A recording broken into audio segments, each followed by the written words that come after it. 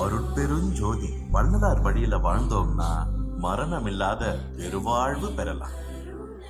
ஆன்மீகவாதி எல்லாம் ஆராய்ந்து பார்த்தார்கள். அப்ப மனித சக்திக்கு ஒரு அப்பாற்பட்ட ஒரு சக்தி இருக்கு என்பதை உணர்ந்தார்கள்.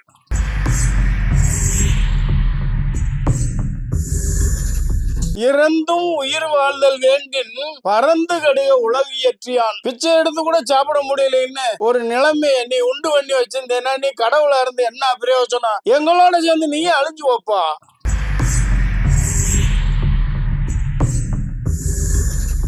வாழ்க்கைன்னா ஒரு குறிக்கோள் இருக்கணும். குறிக்கோள் இல்லாத வாழ்க்கை இல்ல. வாழ்க்கையில நம்ம எதை அடையணும், எதை பெறணும்ங்கிற ஒரு குறிக்கோள் இருந்தாத்தே வாழ்க்கை நல்லா இருக்கு. கண் போன போக்கிலே கால் போகலாமா, கால் போன போக்கிலே மனம் போகலாமா, மனம் போன போக்கிலே மனிதர் போகலாமா, நல்ல மனிதர் போன பாதையை மறந்து போகலாமா?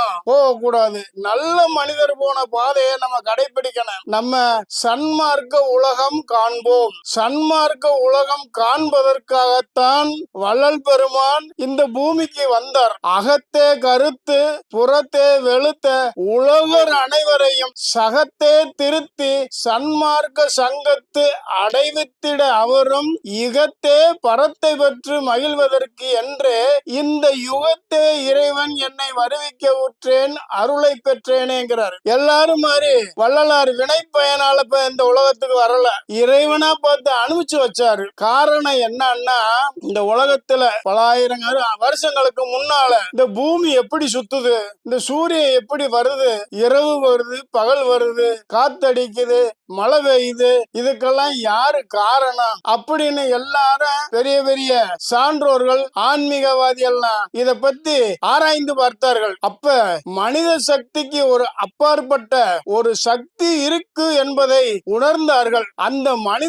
சக்திக்கு அப்பாற்பட்ட ஒரு சக்தியை உலகில் பல பாகங்களில் உள்ள பல தலைவர்கள் உணர்ந்தார்கள். ஆனால் அப்ப எல்லாம் போக்குவரத்து வசதியோ தகவல் தொடர்போ கிடையாது. அதனால அந்தந்த ஏரியாவுல அறிந்த ஞானிகள் அங்க இருக்க மக்களுக்கு அந்த விஷயத்தை சொன்னாங்க. அந்த வகையில நம்ம இந்தியாவுல நம்ம சான்றோர்கள் ஆதி சங்கரருங்கிறவரு இதற்கு அவர் ஒரு பிரம்மம்னு பேர் வச்சிட்டாரு. அந்த சக்திக்கு மனித சக்திக்கு மேற்பட்ட ஆற்றலுக்கு பேரு பிரம்மம்னு வச்சுட்டாரு.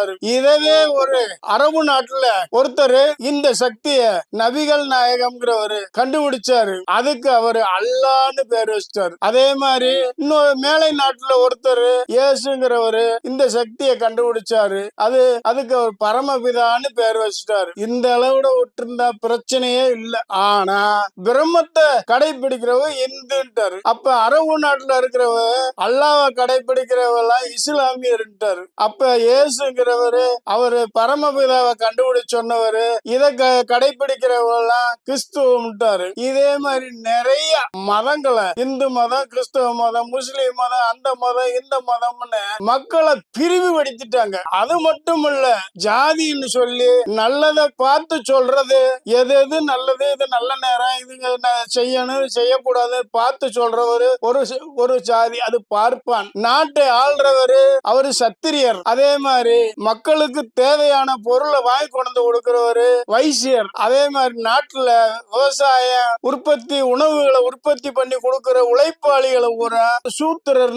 இப்படி ஜாதிய நாளா பிரிச்சு அதுலயும் பல பல ஜாதிகளை பிரிச்சுட்டாங்க. அப்ப நாட்டுல பஞ்சம் பசி பட்டினி, மழை இல்ல, மக்கள் எல்லாம் பட்டினி சாவு நிறைய நடந்துகிட்டு இருக்கு.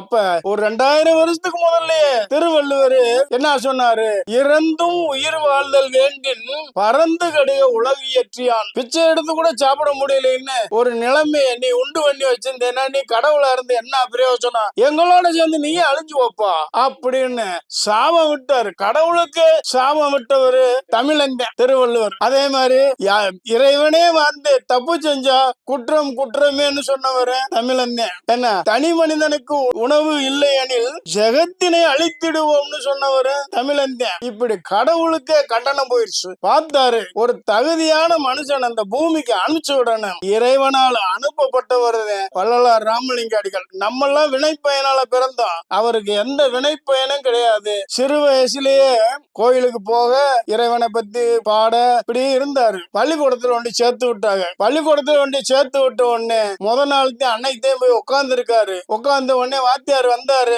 கணக்கு பாடம் நடத்துறாரு. 9ல் 4 போனா 5, இதாண்டா கழித்தல் கணக்கு அப்படின்னு சொல்லி கொடுத்தாரு.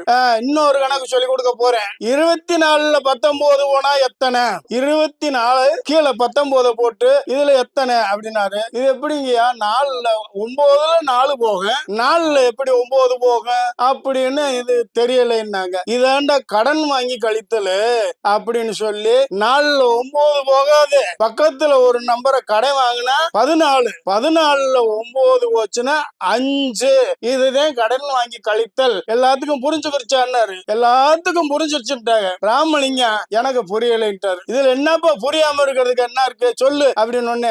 முத கடன்னா என்ன அப்படின்னு கேக்குறாரு. கடன்னா இல்லாத போது வாங்கிக்கிறேன்னு, இருக்கிற போது கொடுத்துறேன்னு, அதே கடன்.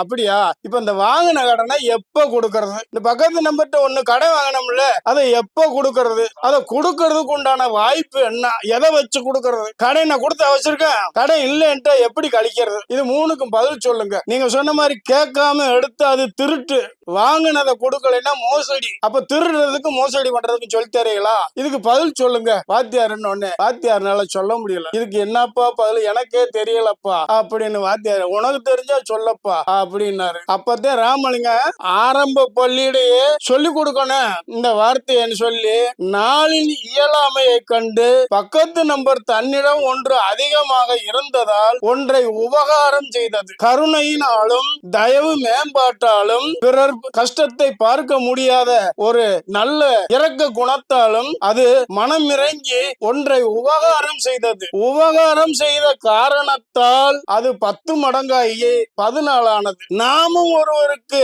இறக்கப்பட்டு உபகாரம் செய்தால் இறைவன் அருளால் 1க்கு 10 நமக்கு கிடைக்கும். இந்த விஷயத்தை ஆரம்ப பள்ளியிலேயே சொல்லிக் கொடுக்க வேண்டும் என்று சொன்னவர் வள்ளல் பெருமான் தான். ஆனால் இந்த வழக்கத்தை இன்று வரை அந்த கல்வி இலாக்கா கடைபிடிக்க மாட்டேங்கிறது. இந்த விஷயத்தை அரசாங்கம், கல்வித்துறை கடைபிடிக்க செய்வதற்கு சன்மார்க்க சங்கம் முயற்சி பண்ண வேண்டும். கல்வித்துறைக்கு நாம் அதை கோரிக்கையாக வைத்து கடன் வாங்கி கழித்தல் என்பதை உபகாரம் பெற்று கழித்தல் என்று சொல்ல வேண்டும். இந்த கடன் வாங்கி கழித்தலை சொல்லிக் கொடுத்த காரணத்தால் தான் இன்று நாட்டிலே பொதுத்துறை நிறுவனங்களிலே கோடிக்கணக்கிலே கடன் வாங்குபவர்கள் திருப்பி கட்டுறது இல்ல, வெளிநாட்டுக்கு போயிடுறாங்க. கடனை வாங்கத்தே சொல்லி கொடுக்க, திருப்பி கட்டுறதுக்கு எங்க வாத்தியாரே சொல்லி கொடுக்கலையே அப்படிங்கிற ஒரு நிலைமை இருக்கு. அதனால இந்த இளம் வயதிலேயே உதவும் குணம் வர வேண்டும்.